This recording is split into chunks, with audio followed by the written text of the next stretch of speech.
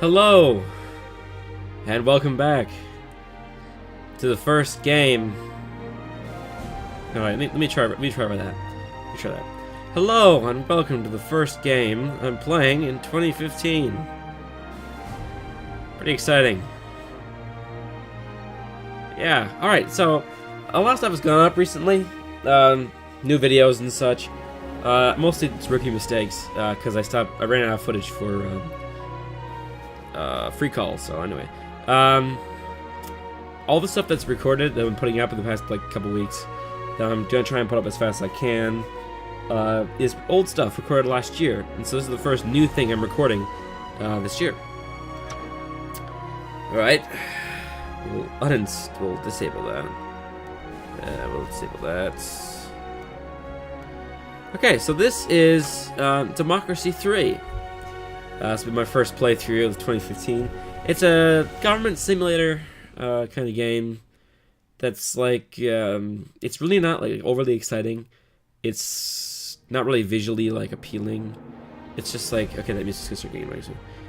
It's all like sliders and arrows and like complicated stuff like that. So I'll explain as we go along. What we'll start with is we'll pick a country, and I think a good way to start a playthrough is to start with the first one you get. So we're gonna start with United Kingdom. Here's some like general information on it. United Kingdom of Great Britain and Northern Ireland, commonly known as the UK or Britain, is one of 5 permanent members of the UN Security Council, founding member of NATO and Commonwealth. So whatever. Population 63 million as of 2012. Size, yeah, whatever. Life expectancy is 80 years. If you look right here, it's way better. It's like 2 years better than the United States. I think the best one on here is Australia. But like, I mean, who needs to live long, right? When you got drugs. I mean, never mind. We got GDP, you know, poverty, whatnot. So we'll pick United Kingdom.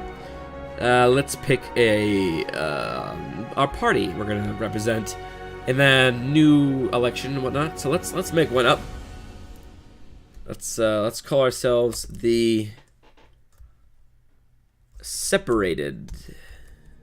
No, they are oh god, Arstozkan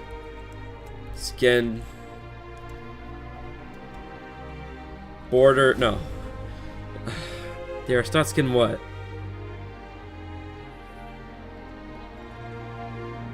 The Arstozkan party, whatever. We'll start with that. Okay, fine. And we need to pick an opposing party. So let's call it the Coalition Collective. Alright, so term length is 4 years. This is like all information is pretty basic. Term limit, there's no limit on terms. It is a monarchy. There's no hurricanes or earthquakes or compulsory voting. Innate liberalism, we'll keep all this the same. At 100% difficulty, it's not too bad. I mean, I'm not great at the game, so I'll probably get assassinated and whatnot. But I think we're good. Let's get started. Let's fix this country's problems.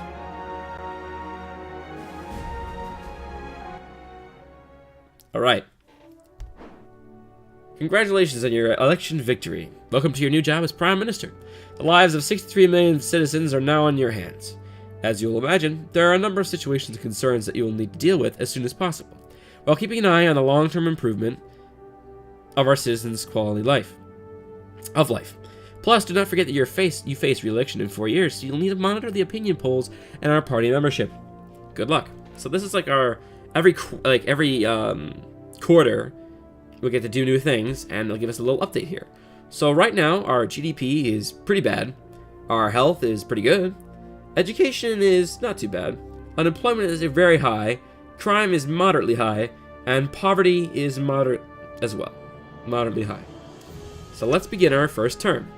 This is democracy. In a nutshell, we have, in the middle, we have our voters and how much they like us. So socialists are pretty happy with us. Not as happy as environmentalists. And if we hover over them, we can see what makes them happy and what makes them not happy. So the green arrows represent things that contribute positively, whereas the red arrows represent things that affect it negatively. So CO2 emissions and road building make the environmentalists not as happy, whereas the environment, the petrol tax, pollution controls, clean energy subsidies, and recycling make them happy. Another example is capitalists, who in the United Kingdom are never happy. Pretty much the only thing that's not affecting them negatively is labor laws, and they're kind of indifferent about that. The black meaning no effect whatsoever. So we can click on our group, and we can look at their happiness, their membership, their income, see if anything's changed. So currently, the only one that's helping any is Raphael Collins, our minister. He's our transport minister, and he's positively affecting their happiness. They represent 23% of the population. They're moderately opposed to the government. And these are all the things that are negatively affecting them right here, and how much they're negatively affecting them. So there's a lot going on. You can see there's a lot going on here. So we have our center here. We have events, which are these blue things, like situations. The blue situations are good or bad. The red are dangerous situations. They're always bad. And the white are policies or things that we've put in place to, deal with the problem. So we've got a policy here, CCTV cameras, which is a thing they have in England. It is negatively affecting crime and violent crime, meaning it's affecting them like they're going down. It's negatively affecting the liberals, so they're not happy with us, but it's positively affecting the conservatives, so they are happy with us. We have organized crime is a dangerous situation we have going on. So if we click on organized crime, we can look and see what's causing it. Well, negatively affecting it is intelligence services, but positively affecting it, or what's affecting it is it's affecting, oh god, organized crime is affecting crime and violent crime, causing them to go up. To end organized crime as a dangerous situation, we need to lower the value. So it starts here. By increasing the intelligence services, we could potentially lower it and stop it. Blue meaning the current value. So let's go to intelligence services, which is a policy. We can affect the policy by moving the slider. So let's say we spent more money on our spy agency. So this one. The cost would go up here at the bottom. It would negatively affect the liberals more, crime more, positively affect the patriots, and negatively affect organized crime. To do this, all this action, we require these, which are, what are they even called? Cancel. They're called political capital. And so we have to gather that, and we get political capital from our ministers, which all are certain things, and they all are loyal to certain people, and they have different political capital, and so depending on what you do, they might become unhappy with you. We have a current income and expenditure, which we can look at graphs. So income, we're making most of our money off income tax. You can see here. Expenditure, this is how we're spending our money. So state health service and state pensions. We're in England, so we're basically socialist. Well, not really, but they are generally pretty socialist. And we can look at our chart here, which tells us how the economy's doing, how much debt we have. So currently we're paying off our debt, which is the blue, I think blue, I'm colorblind, line here. Our income, which is this line, so we haven't really changed any. Expenditures just below that. Global economy is tanking, so our relative GDP is probably going to tank in the next couple quarters, so we're going to start losing a lot of money. So the object of this game is to basically fix as many problems as you can and try and keep getting reelected. There's other ways of playing it. That's the pretty easy game, like just taking care of major issues and keeping things the same. The challenge of the game is to try and change a country that's innately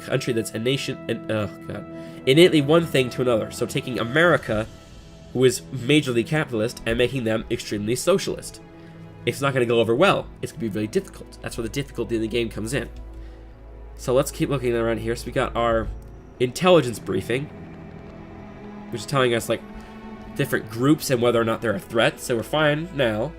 We have our polling, so we can see how happy voter types are here. Focus groups, so look at the policies and how popular they are. The changes from when we came in, and a compass telling us each turn where we are on the scale. So America's like over here, but Britain's over here. So the goal of this game is to get us to cross this line of liberalism and prevent ourselves from being more socialist and being more capitalist. Then going from liberal to conservative, which is going to be really difficult. Next, we have our policies we can implement. We can implement all these different policies. I'm running with 2 expansions now. I'm running with the extremism expansion and social economics or something. They look at achievements. These are some of the achievements I've gotten. Filibustering, that's a good one. Yeah, here's our ministers. Here's settings. Here's political parties, which I didn't know you could look at. So you can see how many members are in a party and opposition and how popular we are. So currently we would lose the election. And yeah, and this is like a current event that happens. So I think we'll be able to get 1 turn in. So let's look at some of the issues we have. We have big issues are homelessness. We have pretty bad homelessness.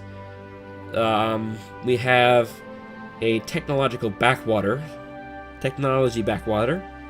Thank you, creationism versus evolution. We have a uncompetitive economy, which is making the capitalists very unhappy. Productivity is negatively affecting that, so as we get productivity up, it'll improve our uncompetitive economy and maybe get us into a competitive economy. We have alcoholism, alcohol abuse is a big problem. Thank you, alcohol consumption. We have organized crime as an issue, and we have an asthma epidemic. Thank you, car usage. So we need to start taking some action and see if we can get ourselves over to the conservative capitalist viewpoint, but you have to do this very, very slowly. So let's look at not changing anything dramatic yet. Let's look at implementing some new policies, because I feel like our economy is going to tank pretty soon. So let's try and see if we can get a tax going. Something that might not be extremely popular, but will both help us and will, take care of things. So I don't see. There's one tax I really like to implement. I'm not seeing here, which might already be in. Or yeah, here we go. Alcohol tax. It's already in, but I think we should increase it. It lowers equality and it takes off the poor, but it helps poverty. Or wait, let's see this. If you change it, poverty will go down, and like the poor will stop being negatively affected.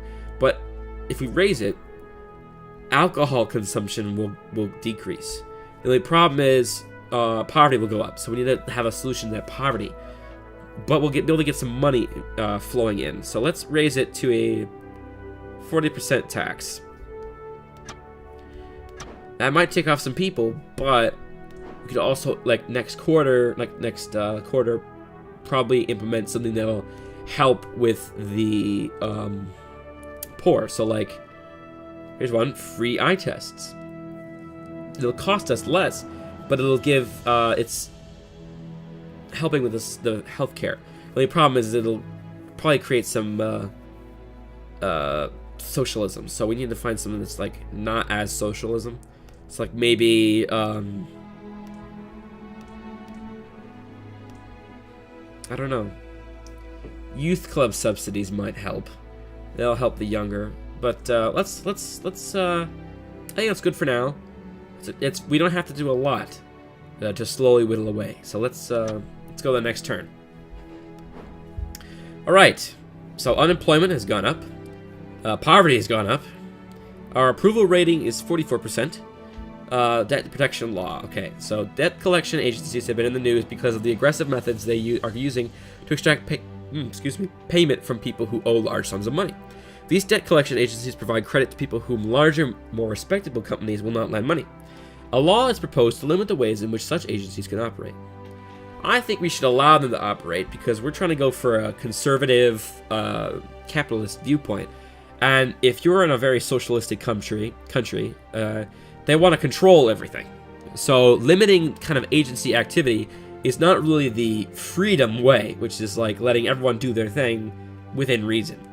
So nobody forces people to borrow money they can't repay, which is completely true. Like, I'm not gonna like go out there and make people borrow money. If people are dumb enough to borrow money that they can't pay back, it's their own problem. Sorry, but to anyone out there who is not paying their bills, you kind of have to pay your bills. Alright. So we can't see anything here besides our income going up. Let's take a look at the graph. Our compass. Let's see. We've moved a little bit more liberal and a little bit less conservative, but that's okay. Changes. So what's changed? Well, poverty's gone up, inequality has gone down, GDP is going down, tourism is going down, tobacco use is going down, and oil demand is going down. That's where I like to implement another policy. But we'll get to that in the next episode. So, thank you guys so much for watching this episode of Democracy 3. I'm probably going to do a series of this. I got some time this weekend to record a whole bunch. Thank you, Martin Luther King Jr. I'm saying a lot. It's kind of bothering me. So yeah, thank you guys so much for watching this episode of Democracy. The series will continue, I assure you. I will try and upload a lot more. And, yeah, like this if you enjoyed it. Comment names of future political parties for the next couple governments we're going to run. Let's hope we don't get assassinated. And as always, subscribe for more awesome content done by me, CPU Nerd 110.